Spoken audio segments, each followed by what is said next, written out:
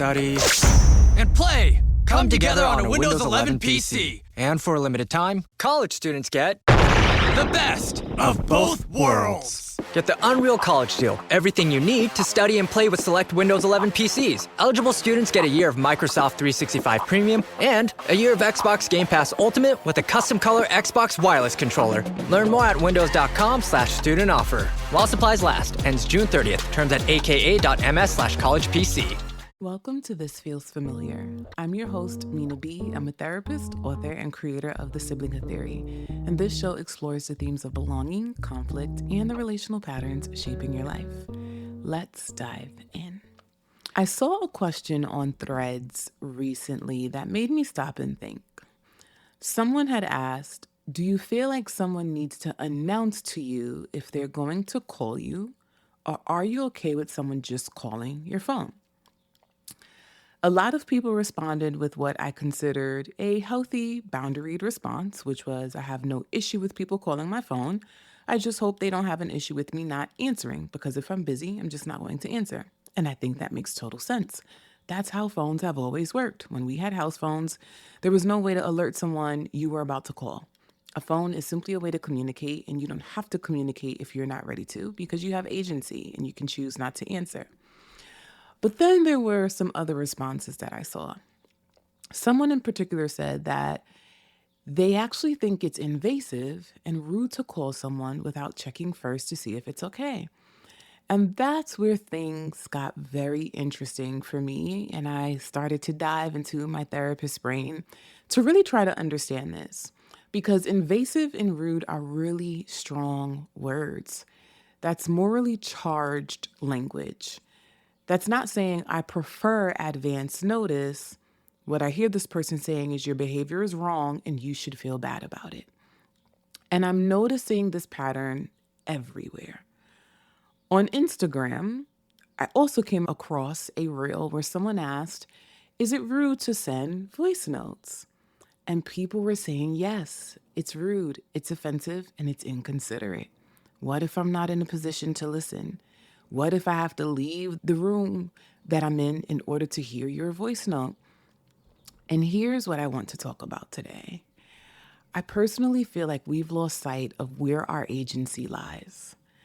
Instead of developing the tools we need, such as assertiveness, boundaries, and the ability to manage our own discomfort, I personally think we're trying to control other people's behaviors by shaming them. And we're utilizing language to do that. We're using language like invasive, rude, offensive, and disrespectful to make people feel bad so they'll change their behavior rather than recognizing that we have the power to decide how we respond. So before I dive in, please subscribe to the show so that you don't miss an episode moving forward. Let's talk about the pattern that I'm seeing. People are externalizing responsibility instead of exercising their own agency. So instead of saying, I'm busy, so I'm not going to answer this call, we say, it's rude for you to call me without asking first. Or instead of saying, I can't listen to this voice note right now, I'll get back to you, we say, sending unsolicited voice notes is offensive. Instead of developing boundaries, which are about what we do, we're trying to control what other people do by labeling their behavior as morally wrong. And this creates a dynamic where normal, neutral behaviors, such as calling someone's phone, sending a voice note, texting instead of calling, become things people have to tiptoe around because they're afraid of being labeled rude, invasive, or disrespectful. And I want to talk about why this is problematic. First, it puts the responsibility for your comfort entirely on the other person. You're asking them to manage your boundaries for you. You're asking them to anticipate your needs, predict your availability, and even read your mind about your preferences. Second, it turns normal communication behaviors into moral failures. Calling someone's phone isn't a violation. Sending a voice note isn't offensive.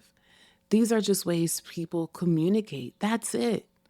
And when we attach morally charged language to them, we're shaming people for doing very normal things.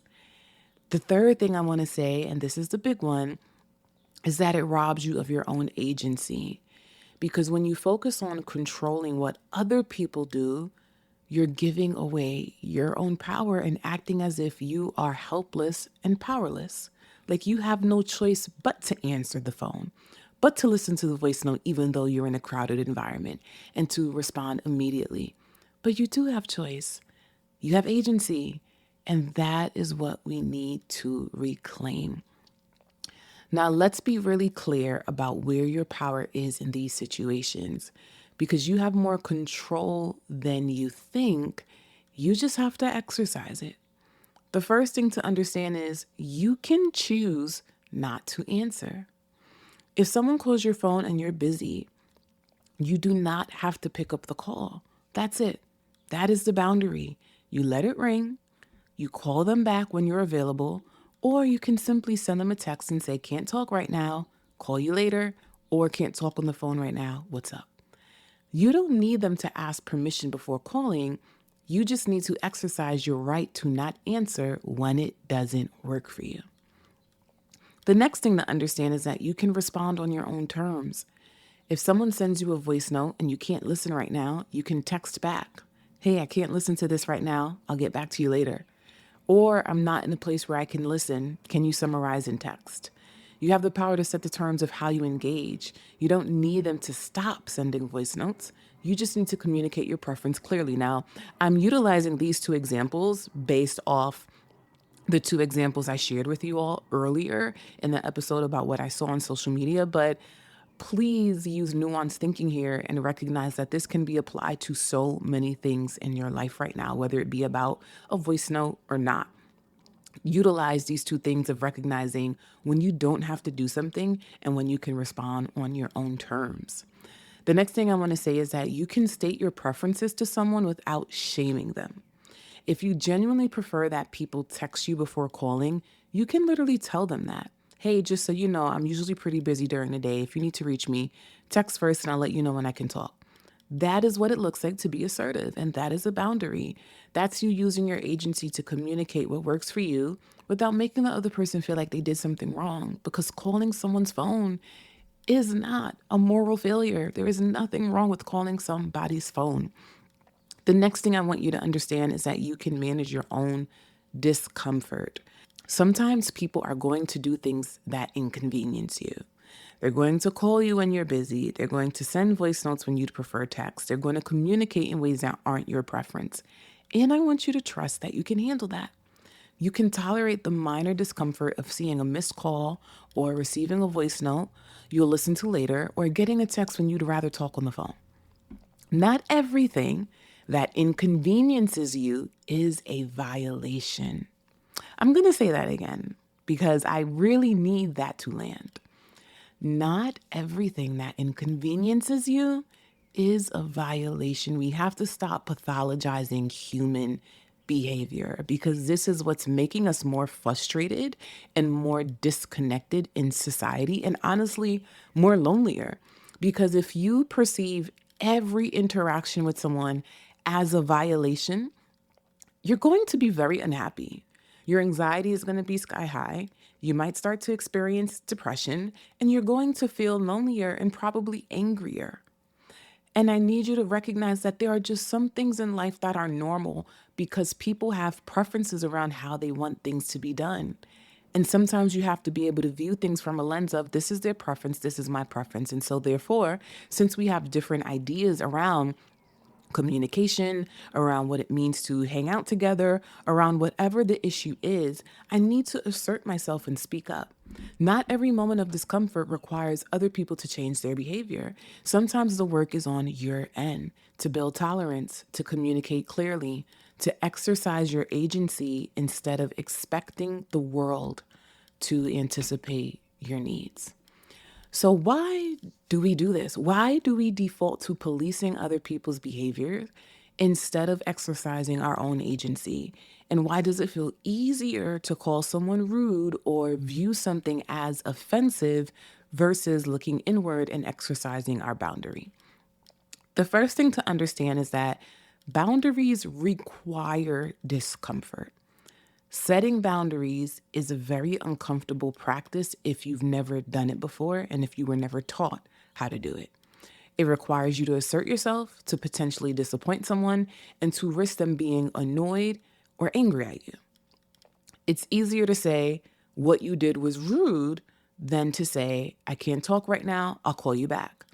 Because the first one puts the problem on them. The second one requires you to own your boundary and potentially deal with their reaction. But here is something that you really need to understand. Boundaries always require some level of discomfort, and as part of having agency, you have to be willing to tolerate the discomfort of asserting yourself. That is where the growth lies. The growth is always going to happen when things feel uncomfortable. The next issue is that a lot of us lack assertiveness skills. This is just something I am learning more and more as a therapist and just as a human who moves through society. We live in a culture, at least American culture, is a deeply people-pleasing culture. So when people complain to me about how they never learned how to assert themselves in their home, I say, show your parents some grace there because the likelihood of them learning assertiveness skills was probably very slim because American society is deeply a people pleasing society. A lot of people genuinely don't know how to be assertive. They don't know how to say, this doesn't work for me without feeling like they're being mean or difficult. Nobody wants to be labeled mean or difficult. And so what do? We people please. And instead of developing that skill, we externalize. We make it about the other person's behavior being wrong so that we don't have to navigate the discomfort of stating our own needs directly. And that is just naturally something a lot of us don't know how to do. I remember when the pandemic hit and there were stickers on the ground that said that we have to stand 6 feet apart from each other. And it just made me think about how personal space is something a lot of people don't fully understand. And there are times where I realized when I was standing on those stickers, I thought about all the times when someone was standing really close in my space. And it hadn't occurred to me that I should probably tell them to move back. And when those stickers were placed on the floor, it reminded me of the agency that I had, which was I can tell someone to move back. I don't have to sit here and suffer in line because I'm mad this person is so close in my physical space. I can tell them to take a step back, or I could even move a few inches out of the line so that I can have the personal space that I need. And I think when it comes to assertiveness skills, we really just have to learn how to deal with the discomfort of recognizing that some people are just going to be unhappy when we assert ourselves. They're going to be very unhappy with our requests. They're going to be very unhappy with how we respond to what they might perceive as normal. Because there are some people who think it is normal to just stand very close to you in line. And instead of pathologizing that behavior, again, we just have to say, this doesn't work for me. So how can I speak up and ask for what I need or make choices in that moment that will bring me the peace that I'm looking for? I also think that we've conflated discomfort with wrongdoing. There's a cultural shift happening where any discomfort is treated as harm. If something makes you uncomfortable, inconveniences you, or requires you to adjust, it's labeled as offensive, invasive, or disrespectful. But discomfort is not harm. Inconvenience is not a violation of your rights or your privacy. Someone calling your phone when you're busy isn't an attack. It is simply a phone call. Your phone is ringing. And if you're having strong feelings about it, it might be because you're dysregulated. It might be because you're burnt out. It might be because you just touched a hot pan and your fingers are on fire. It might be because you have a screaming toddler in the background and now you feel so overstimulated from the sound of your phone ringing. Understand that has nothing to do with the person calling your phone. That has to do with the plethora of other things. Understand that even in the midst of dysregulation, we can make choices. We can choose not to answer the phone. We can choose to answer the phone and say, hey, I'll call you back. We can still make choices. And when we treat every discomfort as wrongdoing, we act as if we're powerless people because we're acting like we're victims of normal human interaction instead of agents who can manage our own responses. LinkedIn is pretty amazing at helping you grow your small business. We cannot make your email response time faster. We can help you sell, market, and hire in one place. We cannot help you find space for your 3 desk drinks. Why do you have 3? And while we can't help you find the perfect volume for your presentation video, LinkedIn can help you find the perfect audience for your business. Grow your small business on LinkedIn. Learn more at linkedin.com/smallbusiness. Starting a business can seem like a daunting task, unless you have a partner like Shopify. They have the tools you need to start and grow your business. From designing a website to marketing to selling and beyond, Shopify can help with everything you need. There's a reason millions of companies like Mattel, Heinz, and Allbirds continue to trust and use them. With Shopify on your side, turn your big business idea into... Sign up for your $1 per month trial at shopify.com/special offer. Another thing is that it feels easier to control others than to change ourselves. And I think this is a difficult truth a lot of us struggle to navigate. It's easier to ask everyone else to change than to develop your own boundaries and assertiveness. It's easier to say, please don't call me without asking, than to just not answer when you're busy. It's easier to externalize responsibility than to own your own agency. But easier doesn't mean better, and it certainly doesn't mean healthier. Now, I want to dive into the difference between boundaries and control, because this is where people get confused. They think they're setting boundaries when they're actually trying to control other people's behavior. So let's get clear about the difference. A boundary is about what you do. It's about you exercising your agency and deciding what you will do in response to someone else's behavior. So, for example, you might say, I don't answer my phone when I'm busy. If I can't listen to a voice note, I'll wait until I can. I return calls when I'm available. I don't make other people's urgency my urgency.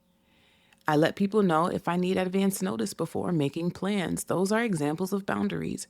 You're not controlling the other person, you're managing your own response. Control, however, is about what they do. Control is trying to dictate other people's behaviors. It's making them responsible for your comfort. And a lot of us are trying to do that by using morally charged language to shame them into changing.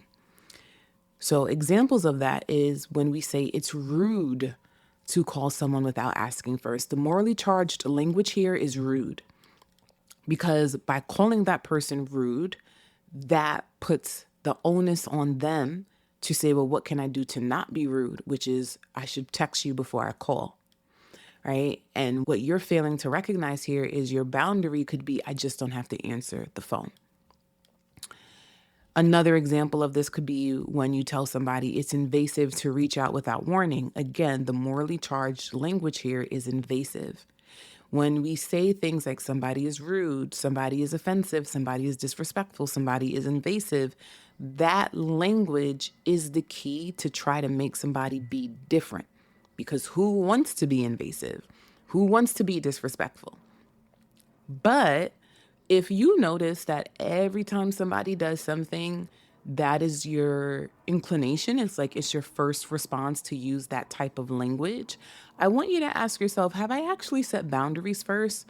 Or am I just finding offense in a lot of things that people do because I'm not leaning into my own agency and autonomy to erect the boundaries that I need to erect for myself? So it's possible that the reason why I am so deeply offended all the time is actually because I don't have healthy boundaries and I'm not setting them. And I'm actually angry at myself versus being angry at people who are just doing what they think might be normal behavior. And the reason why this distinction matters between boundaries and control is because boundaries empower you. They put you in the driver's seat. They acknowledge that you have agency and that you can handle things. Control, however, disempowers you. It makes you dependent on other people behaving exactly the way you need them to, and it positions you as helpless unless everyone around you accommodates your preferences. You can't control other people. You can only control yourself. So when you focus your energy on trying to make others behave differently, you're wasting your power. You're giving it away to people who may not change, may not care, or may not even know you're upset. But when you exercise your boundaries, when you use your agency, you're in control. You decide how you respond. You decide what you tolerate. You decide how you communicate, and that is you leaning into your power. So if this episode is resonating with you, please take a moment to pause and subscribe to the show. And when you're done listening, please leave a 5-star review wherever it is that you're listening. This helps the show grow. And the more ratings that I get and the more streams that I get, the more I am able to give you these insightful episodes. So let's dive into some strategies that you can utilize to exercise your agency. How do you stop trying to control others and start exercising your own agency? Well, here are the things that you can do. First, you really need to learn how to reframe discomfort as normal, not harmful. Start recognizing that minor inconveniences aren't violations, nor are they making you unsafe. Someone calling, for example, when you're busy isn't invasive, it's simply inconvenient. Do you recognize how different that language is? Invasive versus inconvenient. When something feels invasive, it can trigger our nervous system, if that's the story we're telling ourselves. But if something feels inconvenient, then we can manage that stress response by saying, what is the boundary that I need to do in this moment? This is why this work is so important, because we don't realize too how we choose to interpret outside stimuli, which is just basically things that we cannot control. How we choose to interpret things can also impact our well-being. It's going to be the thing that triggers our fight or flight responses. And so if you think every interaction with somebody is a violation or it's disrespectful or invasive, you may not be teaching yourself how to manage discomfort around normal human experiences. It's okay to recognize when something just simply is inconvenient and when something is not your preference. Not everything that makes you uncomfortable is wrong or harmful or putting you in danger. Sometimes it's just life and you can handle it. The next thing is you need to start learning how to say no without justification. You don't have to answer every call. You don't have to respond to every text immediately, and you don't have to listen to every voice note right away. And like I said, these are just examples based off the story that I told you earlier, but I want you to insert other things that you recognize that bother you. Think of other things that come up for you that you really need to learn how to just say no around it. You don't need a good enough reason to say no. If no is what works for you in this moment, that is what works. Practice exercising your agency without over-explaining or feeling guilty. The next thing that is so important is learning to communicate your preferences clearly and directly. If you genuinely have a strong preference about how people talk to you or communicate with you or tell you things, you can learn how to communicate without shaming people. So instead of going back to the phone call example, it's rude to call without asking. You can say, I'm pretty busy right now. If you need to reach me around this time, can you please text me first? This is the hours when I'm normally working. Another thing is that I personally think that one of the best ways we can communicate is by figuring out what are some indirect ways of communicating. So for me personally, when I'm working, my phone is on Do Not Disturb. And I consider that a courtesy so that when someone does go to text me, they'll get the alert that my phone is on Do Not Disturb and they recognize that I'm probably not going to answer. If that makes them upset or bothers them, hey, whatever, that's how they feel about it. That's not really my business, nor is it something that I need to fix or tend to. And I think this is also an issue that when people have strong emotions, we feel inclined to have to tend to them or we feel obligated. There are people who have been mad at me numerous times for not answering my phone, for having my phone on Do Not Disturb. And I'm like, all right, well, you're just going to have to deal with it. Like, I understand that you're upset. Maybe you're annoyed. I don't think it's a reason to be upset. But if you find it a reason to be upset, then you need to work through those strong feelings. I am not obligated to now help you feel better about a boundary I put in place for something that I need in order to function throughout the day. I can't talk on the phone while I'm seeing clients. I can't talk on the phone while I'm recording a podcast. So if that's something that you don't want to be understanding around, that's for you to deal with, not me. So I need you to also understand that you can communicate your preferences clearly and directly without also feeling responsible for tending to the big emotions people have when you do communicate your preferences to them. I also want you to really, really, really learn how to do this, which is stop using morally charged language for neutral behaviors. Notice when you're reaching for words like rude, invasive, offensive, disrespectful to just simply describe normal communication behaviors, because those words carry shame. They're designed to make someone feel bad. And unless someone is genuinely violating you, those words are overkill. Try neutral language such as, that doesn't work for me. I prefer this instead. I'm not available right now. You can communicate your boundaries without shaming people. Because again, when you shame people, a lot of the time it's because you probably want them to do something different instead of recognizing you can be the person to do something different, which is don't answer your phone. Say no. Figure out what the boundary is. The next thing that you really need to do is ask yourself this: am I trying to control or set a boundary? So before you tell someone that their behavior is rude, invasive, or disrespectful, ask yourself, am I trying to control what they do, or am I setting a boundary about what I do? If you're trying to control their behavior, pause. What could you do instead to exercise your own agency? The next thing I want you to do is to build your assertiveness skills. If assertiveness feels hard for you, that means it's a skill that you need to develop. Think about when you go to the gym for the first time. Are you going to start at a 40-pound weight if you haven't worked out in 2 years? Probably not. You might have to start off with 5 pounds or 10 pounds before you get to 40. I want you to think of assertiveness as a muscle that needs to be strengthened over time. So you have to practice, and you can practice in low stakes relationships, which are relationships with strangers, the people that you interact with when you're engaging in customer service, either on the phone or at a restaurant or at a retail store. Practice being assertive and saying, excuse me, I need help right now. Excuse me, can you redo my order or heat my food up? It's really cold. No, thank you. I don't want any perfume samples.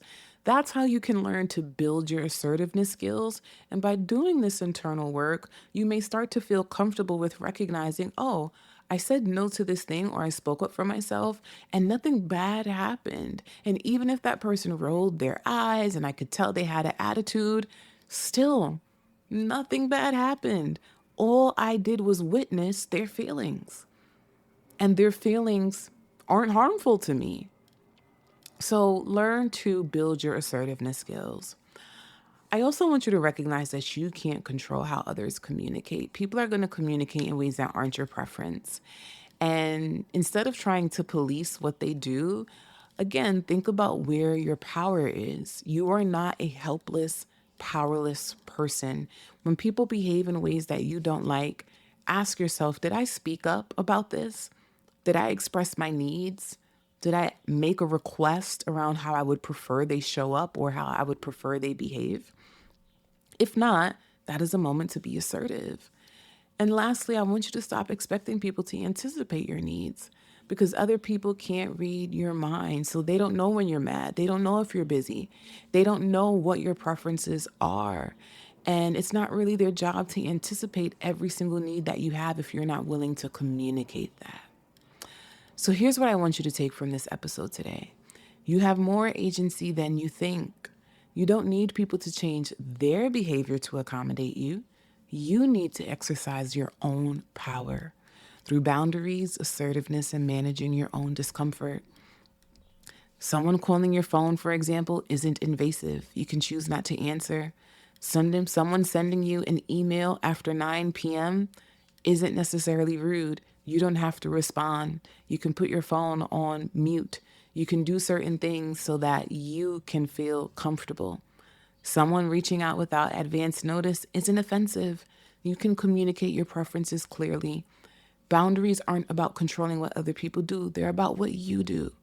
And when you focus on exercising your agency instead of policing others, you reclaim your power.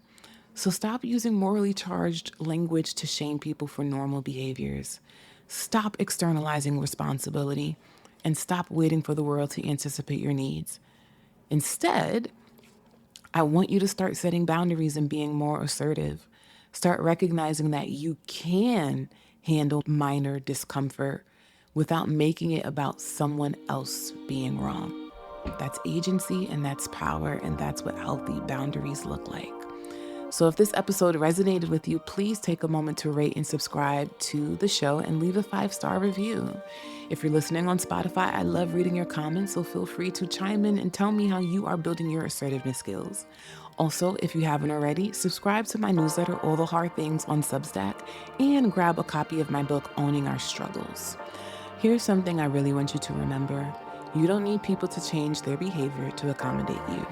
You need boundaries. Stop using shame to control others and start exercising your own agency. You have the power to decide how you respond to people, so use it. Until next time. Struggling with weight loss? Prolon's 5-day fasting mimicking diet is a clinically developed nutrition program designed to promote fat loss while protecting lean body mass. Developed at USC's Longevity Institute, it assists the body in entering a fasting-like state that helps reset metabolism and target visceral fat. In just 5 days, Prolon offers a science-backed approach to weight loss without extreme restriction or guesswork. Get 15% off plus a $40 bonus gift when you subscribe at prolonlife.com/now.